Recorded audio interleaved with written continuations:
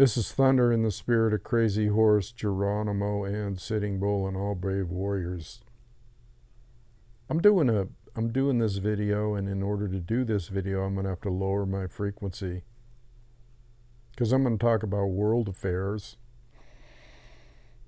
And I'm just going to give you a heads up as to where things are, in my opinion. Of course, it continues to go on and on and on in this critical mass stagnant situation. But I am noticing things on the world stage, and I would be negligent if I didn't mention it. In case people weren't noticing, this is the way I see it's playing out right now, and I know that the members of the Campfire Council follow world affairs and are pretty much on top of it, so I thought I'd add my 2 cents worth. What I think is happening right now is that there are nations, Eurasian nations, the BRICS nations, Russia and China, that see that the USA is in its death throes because the economy is really, really disastrous here. If we didn't have a central bank, we would be third world country right now. So we're on the verge of economic collapse, period, end of story. Russia and China and the BRICS nations see this. They see it. So what they're doing is they're instituting a new monetary system based on gold, which we went off the gold standard back in the 70s with Nixon and the Vietnam War and all that stuff. No more gold. Now, the only reason that China and Russia, and they're taking a lot of shit right now. They're taking a whole bunch of shit from the USA. The USA is bad-mouthing them, encroaching on their territory, surrounding Russia. NATO is surrounding Russia with all kinds of military bases. It would be just like if Russia put military bases in Mexico, or in the Gulf of Mexico, or in Cuba, or in Alaska, or in Canada, okay? That's exactly what the USA is doing to Russia and China, and they're encroaching on China's territory with the islands that they just built in their Gulf of Mexico. The China Sea is like China's Gulf of Mexico. So, they're intruding. The USA and NATO is intruding big time on Russia. And it's like a madman that's in his death throes, flailing about, trying to create a situation that I don't even think they know is how dangerous it is. And if they do, well, we're in big trouble. We're in big trouble anyway.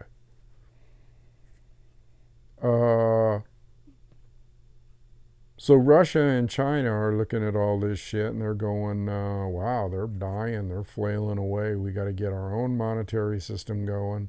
And at the same time, we have to watch them very closely, because anything in its death throes or dying or losing power is going to flail out any way it can, and it may even get to the point where it gets suicidal and wants to take, just to show in its last gasp that it still has power and that it still has control, do something really freaking stupid like push a red button on a nuke, okay? And that's why China and Russia are watching the USA very closely. They have submarines off the California coast. They have flights all the time in bordering the Gulf of New Mexico and along the coast, and they're keeping a very close eye on America. Very close.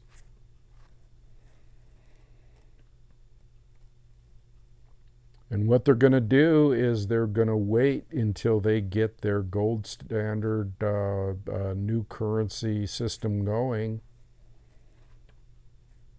and then they're going to pull the hammer. They're going to pull the string. They're going to do something with the West and NATO. But they're just waiting because they don't want to destroy Russia. I mean, they don't want to. Russia does not want to destroy the USA right now because, number one, the economies are still linked, no matter how you want to look at it, because the USA has its fingers in with Saudi Arabia and the cartel over there, and they still have a degree of control, but it's waning quickly. But the Russians realize that it is waning, and that that their economy is still linked a little bit, because all world economies are linked. It's all one civilization now. So we're on a precipice right now of the whole freaking civilization, the whole world falling, not just one civilization. So if you ask me, Russia and China are doing a delicate balancing act, trying to keep the world above water. Those people are tough. Those people are tough. Russia survived Stalingrad and Leningrad in World War II with millions and millions of people dying until they were eating shoe leather. And they were our allies, but they basically won the war, World War II, in case you didn't know that.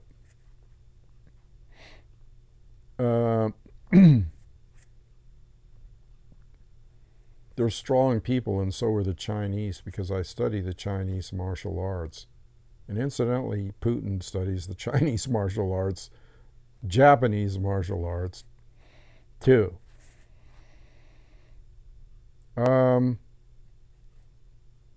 So as the economy weakens here and gets weaker and weaker and weaker, the powers to be here are going to push for war, because that will cover their ass. And you know what? They're going to even start drafting people. Heads up on that. Heads up on that. That means your kids are going off to war, your grandchildren, whether they like it or not. Isn't it about time you did something, people? I don't want my grandkid going off to war and getting killed, massacred, like in the indigenous beginning of this country with the blue coats. And I just shake my head at this shit when I think about these idiots that are in control. So let's get back to the point here. So what's going to happen is Russia and China are going to wait until the West gets so weak that they're going to make a move. I don't know what kind of move, but could be an EMP attack, could be just crashing our economy, watching it crash, and even it's not going to be a pretty picture here in the States. And if you're in a city, and I've always said this, if you're in a city, you better get the fuck out. Because when the economy crashes, when the shit hits the fan, like I said before many, many times, there will be no food on the shelves. The two main railroad lines going over the length of the continental United States, there's Union Pacific and BNSF, and they're already backing off, and if they go down, there won't be any food on the shelves. Trucks won't be running.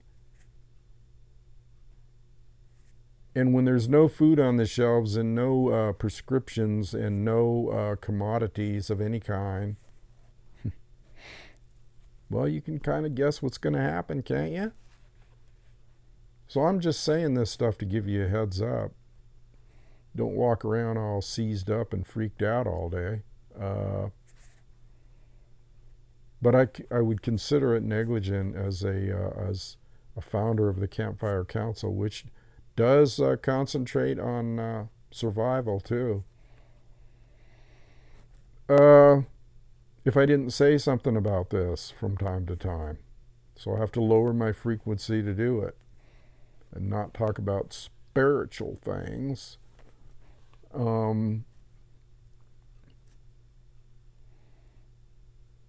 So that's the way I see it, and so basically what it amounts to is that it's critical mass right now, and yes, it's dragging on and on and on because it takes a while for things to build up to the point where civilizations fall. Now, if you read Jared Diamond's work on civilizations falling, and he's the authority, it builds up and up and up, but boom, it like happens overnight like that, baby.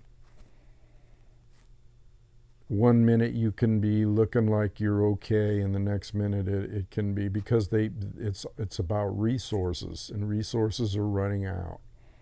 Resources are running out. It's just like on Easter Island, and I've talked about this before, when everybody chopped down all the freaking trees, and when there was one tree left, they chopped that down too. And what were they doing with it? Making sleds to move these big gods of theirs, these stone gods, these big faces. You've seen them. They were making wood sleds to slide these things around to different parts of the island so that they could worship it. It exterminated them, okay? No vegetation, no growth, no trees. And they chopped down the last freaking tree there was. Go figure, huh? And so that's the same kind of insane bullshit that we're facing up to now. That we're facing now is they're chopping down the last tree of sanity, and literal trees too, for that matter. They're destroying the planet. I just want to say right now that it took much effort for me to get out to the ranch here in Sandy Valley and get organized here. But I had to do it, and I knew I had to do it, and I knew I had to get out of the city. And members of the council, I just want you to know that if the shit starts hitting the fan, you can come here. You can come here. You have a refuge. You have a place to go. I'll need your help anyway, standing off all these motherfuckers. They're coming up and trying to take the property, and they will be. But there's a pass here that can be, there's a lot of hardy people out here. It's going to be a little bit harder out here for the Mad Max maniacs to get over the hill and start raping, pillaging, and stealing everybody's food. See that on the wall there? There's plenty of those here. Okay. And it would be nice to just have everybody sitting around the campfire, wouldn't it? Fozzie and Kay and Natalie and everybody. You got to get out of the city, or you got to be ready to make tracks. Okay. You got to be ready to leave. You got to have an escape plan, because you can't just drive out in your little whatever you got and bomb onto the freeway, because the freeway will be like a friggin' parking lot. There won't be any gas. Cars will be stalled on the freeway. It'll be backed up for miles.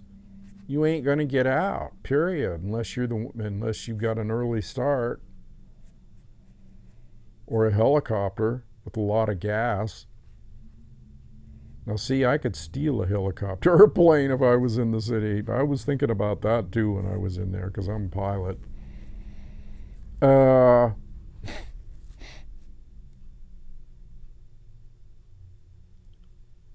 It's really a situation, people, that you have to keep an eye on, and Even out here, there's no guarantees on survival. Okay, there's only the odds just increase. That's all. Your odds increase a little. But hell, wouldn't it be better to die altogether?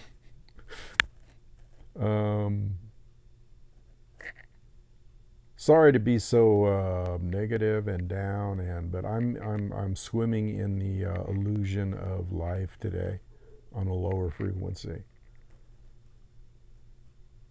And I believe, personally, that those of us that are of an indigenous mindset and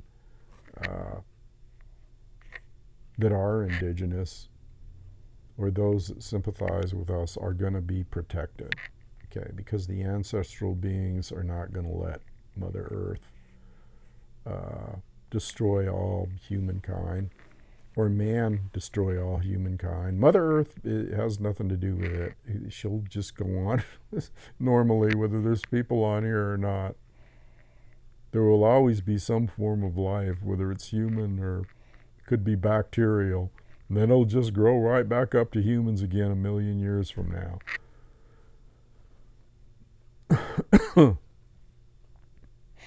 So anyway, I just wanted to pontificate on bullshit today a little bit. And let you know how I see things playing out. Unless Russia's playing good cop, bad cop, and this is all a scenario, like I said before, that we don't know about. It's the way I see it.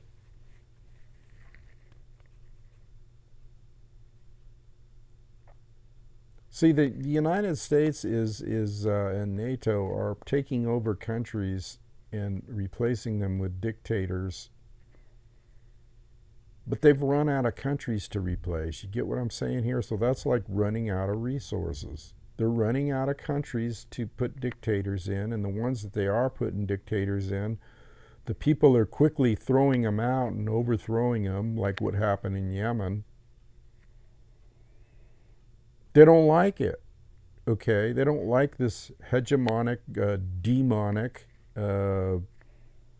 mindset of the West, trying to take over all the countries, and that's exactly what they're trying to do, just like a big octopus with tentacles reaching out everywhere. But see, they're spreading themselves too thin with their armed forces. There isn't that. That's why they're going to start instituting the draft. They're in for the long haul, and they're going going all out with everything they have, which isn't much, because there is no economy anymore. And people are so stupid. They're going along every day in their everyday life, and they have no idea what's going on around them until the fucking hammer falls and the shit hits the fan.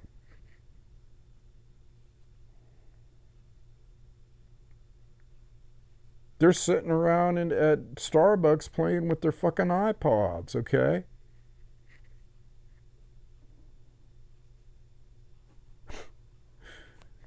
Man, is there a rude awakening coming to these people? There is a rude awakening coming. And it will come. It's inevitable. You can see the signs of it. I personally think, I think it's like we're on the verge. I've said, it reaches critical mass, and then it's like yin and yang. It reaches critical mass, and then it gets real yin, and then yang, and then yin, and then yang, back and forth. Nothing happens without this imbalance coming first, where the yin moves this way a little, and the yang moves that way. It's a pendulum type thing, and then yin, and then yang, and then yin, and then more yang, and then all of a sudden, boom, it flips. You get that? It flips in an instant. And it becomes all yang or all yin. Okay? And that's when the shit's going to hit the fan. It's just going through this pendulum type motion now, swinging back and forth between yin and yang. But it's going to be extreme yang or extreme yin. Get what I'm saying here? And I feel this, okay? Thunder feels it, feels the swing of the energy going back and forth, back and forth. And it's a stagnant energy. It creates stagnation, okay? Because when it swings one way so far, it gets stagnant in between, and then it swings another way and it gets stagnant. It isn't like a harmonic balance in the universe. And I can feel the energy in people and planets and cosmos and the whole bit. And it don't feel good right now. And I'm warning you. All right, let's get off the darkness now, or the low frequency, and go to a higher frequency. Nice interaction on the Campfire Council, and nice, a lot of loving things being said, and new members, and fresh breath of fresh air's coming in, and want to welcome Natalie, and she's a moderator now, which is good. We need one. Unfortunately, Rick kind of disappeared, and he was a moderator, so we need another one.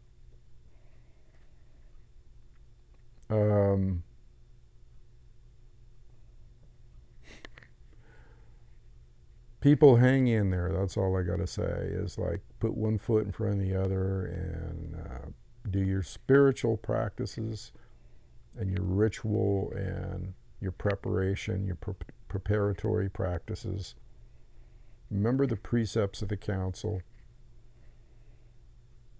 And I'm going to be here for you as long as I can, and hopefully, you know, the place where I'm living now can be